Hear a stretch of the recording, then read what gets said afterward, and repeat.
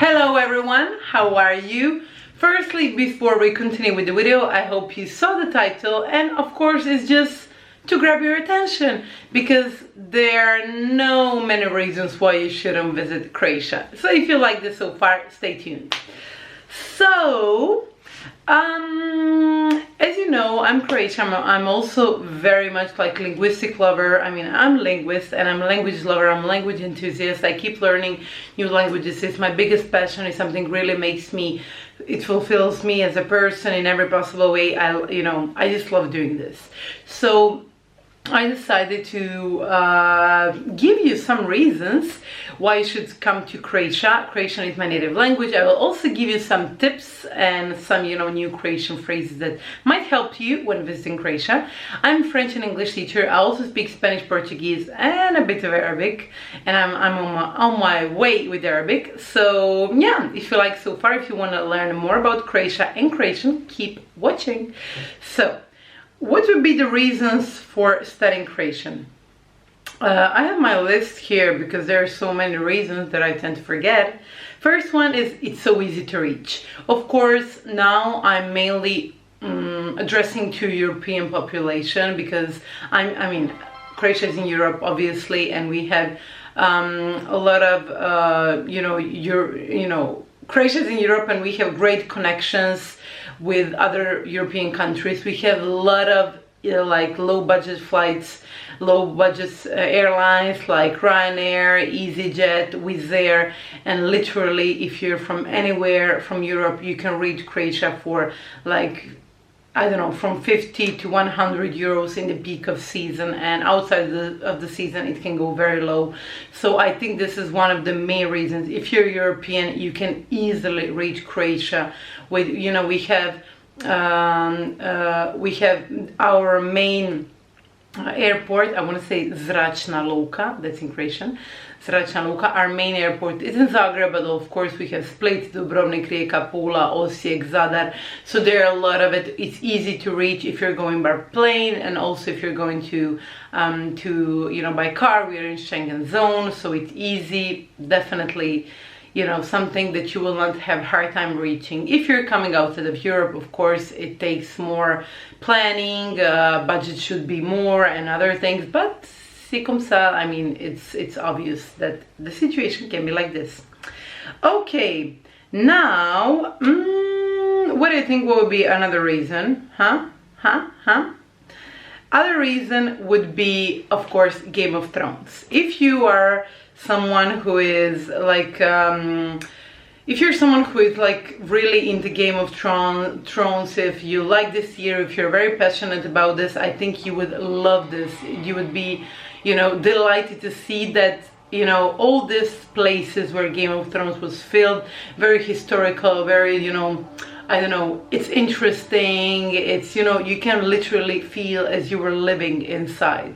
So I definitely think that if you watch the series, if you're passionate about this kind of content, you will really like it. It was filmed in Dubrovnik. As I told you, Dubrovnik is an amazing city. Definitely should be on your list. I mean, I've been there. My bestie lives there, and I go there, often. It's an amazing place. Literally takes me to like different, I don't know, different vibes, different everything. Something that I haven't. Yeah, I just feel like I'm back in the history. And for those of you who don't know, Dubrovnik used to be independent, and it was called Dubrovačka Republika. That was a long time ago, but they were independent, and they somehow kept that independency because they're a bit different from other Croatians. The way they speak is different, their accent is so different, and all together, and you can definitely perceive that when you come to Dubrovnik. So now we have la raison, so reason number 3. Nacionalni parkovi, national parks. So we have 8 national parks, and they're all splendid, predivni, prelijepi su. It means beautiful in Croatian. And oh my god, music is so loud. Okay, sorry. We're back. They're amazing. My favorite is Plitvička jezera, or Plitvice, and it's like Plitvice lakes because jezero means lake. and it's just wonderful. I have to say that I'm really like, I don't know, I adore it. If you come to any season there, summer, winter, in winter it's like frozen, like you're in the cartoon. In the summer it's really splendid, it's beautiful. Keep that in mind. So yeah, definitely, you know, definitely worth to see. My favorite except Plitvice is Krka. Also looks like a fairy tale, like it was designed. Millet is also beautiful. I mean, there are tons of them. If you're someone who loves nature, loves national parks, in Croatia we have 8 of them. They're all beautiful, predivni, jako lijepi, so go see. Okay, now we have Zagreb Christmas Market. I know that majority of tourists who are willing to visit Croatia, who want to visit Croatia, they come during the summertime, and it's a great choice. I mean, just to be easily understood, Croatia is perfect for summer vacation. However, I feel bad that it's limited only to this part of the year, you know, that people come only to summer, because that's not true that we have nothing to offer in the winter. Just in the winter, it's more in the north. So you go to Zagreb, for example, Christmas market was proclaimed twice as the best Christmas market in Croatia. Oh my god, in Europe, and you definitely should see it. It's a magic, you know, now I want to be in Christmas. When I just speak about this, I want to be in Christmas. It's very beautiful, it's splendid, it's interesting, it's, you know, worth to see, worth to watch, definitely. So if you can, please go and, you know, take a look at Zagreb Christmas Market. Voila, on continue. Okay, something that I've spoke already on number 5, but in general for Croatia, but if you're traveling as a tourist, safety. Croatia is extremely safe country. As I told you, our crime rate is very low. Usually you will not have situation where you will be like attacked or something. I leave my belongings everywhere. I know it's not intelligent thing to do, and I think that most of Croatians will do that. Or like you would ask for someone in the cafe bar, like, I'm going to the toilet, can you take care of my things? They will take care of your things. Of course there are exceptions, this is not a rule and I cannot predict the future, but in general it's not something that happens. Stealing, pickpockets is not something that's very usual, and I don't think you will get easily you know, that you can, we're just not prone of you know, having these kind of situations in Croatia. So it's very safe. If you're a woman traveling alone, just go girl, don't care. You know, in Croatia, really nothing to be afraid of. Very calm, very peaceful country, almost zero violence, and you know, police is always around the corner, especially in touristic season. So very safe country. So that is something that I really appreciate. I mean, for me it's very important to, you know, feel safe and not constantly be in fight or flight mode, like, oh, where am I, with everything go wrong, where anything go wrong. Now number 6 is Croatia has more than 1,200 islands. So if you're an island girl, if you are an island boy, if you love islands, go. Yesterday I was on island of Brač. It just relaxes me, you know, swim. Yeah, and it's April, I started swimming even though it was a bit chilly. I love it, and there are a lot of beautiful, amazing islands to see. So go there, explore it. There's some pretty party places like Hvar, Brač, Prague, but also they're quiet, like Mljet, Korčula. You know, you have really, you know, great diversity of things to see in the islands, and they're very accessible, easy to access. We have ferries all over the place, they go all the time. We have small boats, taxi boats, private boats, so no worries, it's very accessible. And go, especially Vis, I would say Vis, it's wow, it's very to the, you know, close to Italian border, but it's predivno. Okay, now we are summer festivals. Oh my god, this is one of my favorite parts. I adore summer festivals. I think that you all know for Ultra Music Festival, this is in my native city in Split, but also you can have it in Hvar. It is on Hvar and also in Brač, if I'm not wrong. But this is just one of the big festivals. We have a lot of different house, techno music, you know, festivals, and they're all very worth to see. So I'd really advise you to go and check it. if you love festive music. I love everything. I love nature, peace, quiet beaches. I love festive music. I mean, I'm very subjective about this, but if you're someone who likes, you know, party places, there are tons of it in Croatia. Great festivals, really perfect vibe. I was missing that during COVID, and now it's back. So if you come to Croatia, you know, search, put Ultra Music Europe, and you will see all the informations about festival, that specific festival, but also others in Croatia. Okay, idemo dalje.